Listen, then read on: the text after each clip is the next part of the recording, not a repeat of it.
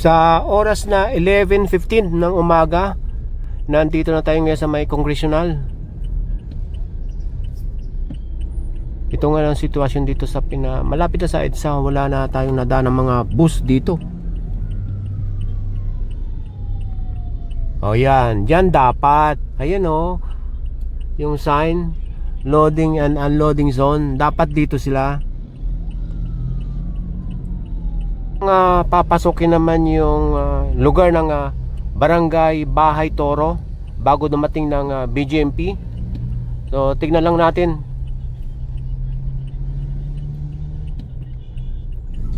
Wala na dyan sa pinanggalingan natin. Dito pala sa kabilang side.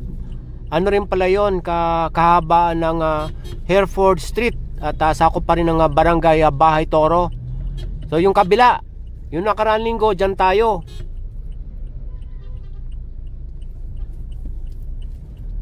Oh, ito pa rin yung kahabaan ng Orr Street ng Hereford. Oh, yun.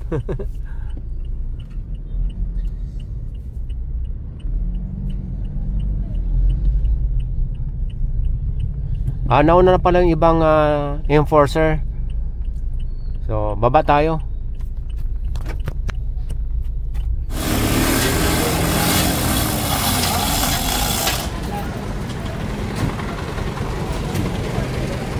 Ayan, ticket. Nandiyan naman yung may-ari.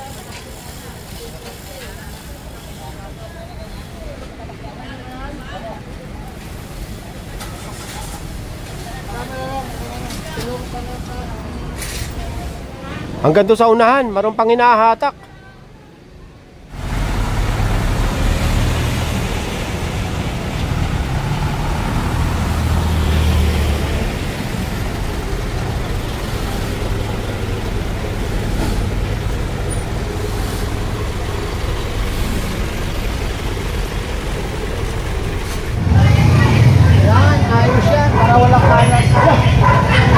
Oh, may nagwawala na yata doon.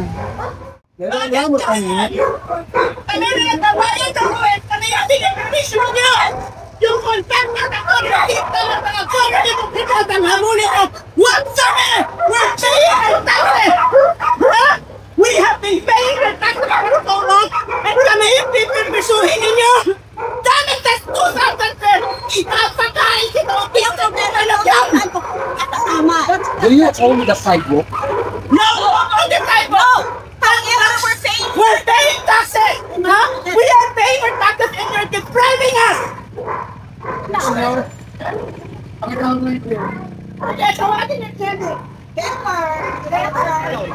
You scare us of media? Huh? You scare us of media? That's what you do? Scare, no. We understand. No, we do understand. But with all this corruption happening right now, you take advantage of laymen, kami na nagbabayad ng buwis. Alam niyo ba kung sino yeah? Do you know who I am? Supporting? I am supporting an autistic man who cannot even feed himself. And then not 2,000 pesos. You take it out on me. There's no problem about No, there's no corruption. Not the corruption. Huh? If we question of corruption. Wait, it's not in my jurisdiction about corruption. Magkakot kayo kung sino ang may Yes, jurisdiction. Emil. Give me your name. Oh. Hindi ba kanya yung pato? Hindi ba kanya yung pato? Bakit hindi malayin siya eh? Manda siya eh. Ayaw manda. Saan niya? Diros! Sa'yo itong BM.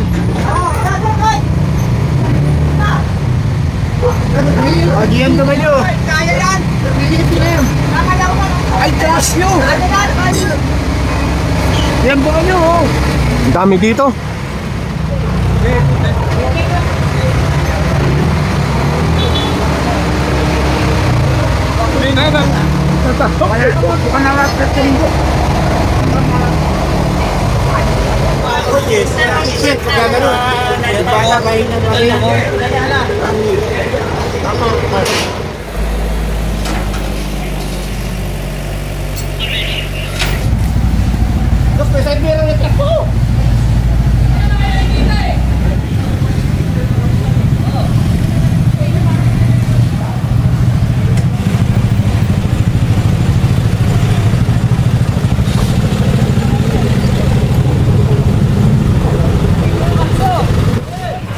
Hindi natin nakuna ng kumpletong eksena, yung nagalit si Madam. Natikita yung pick up sa tapat ng bahay nila. Ibig sabihin nun, attended andun yung driver. Dito yung nakapark yung pick up. Ayan si Madam yung nakaputi. So andito na tayo sa taas. Marami pa nga dito. Hanggang doon sa baba oh, kulang ang tow truck dito. Tingnan nyo kung gaano kadami magmula dito. Ito mahahatak na ito eh.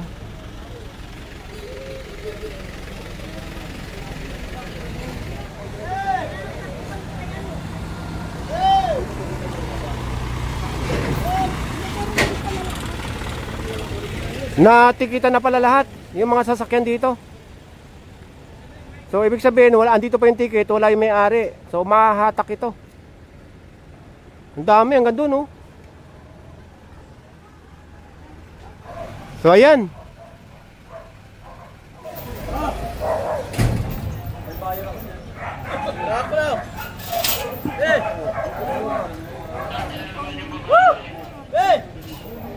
Mr. MLDA! Mr. MLDA! Yan. I consulted our lawyer. Oh. There really is a law that we're not allowed to park here on the side street.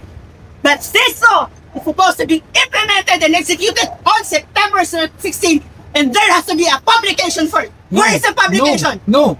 You Where reconsult is him. the publication? Reconsult him first. Yes! I'm just talking to him. Go ahead. Sige. Go ahead. Okay, show me also. Akin na, pakausap ko siya sa akin. Pakita mo na sa akin.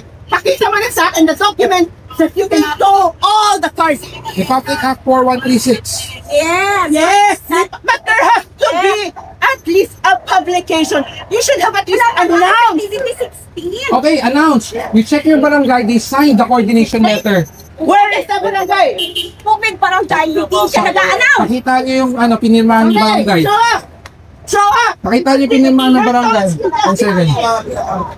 Show up. Kami sisisiin niyo, pinirmahan ng barangay niyo. Ay, siyempre kailangan natin ano to. Walang pirma sa mga residents. Alam namin yung batas, pero yung execution ng batas, kailan?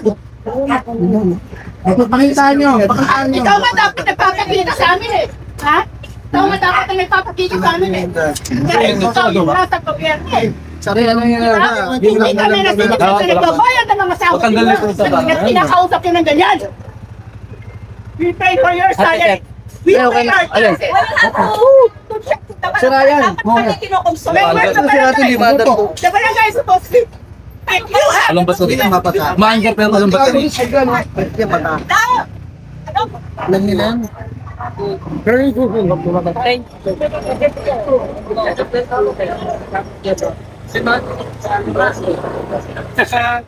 Tangkad. Ayoko siyang sagutin kasi wala ako sa mood makipagsagot. Di mo ba Good mood ako eh. Di mo ba kinukuha yan?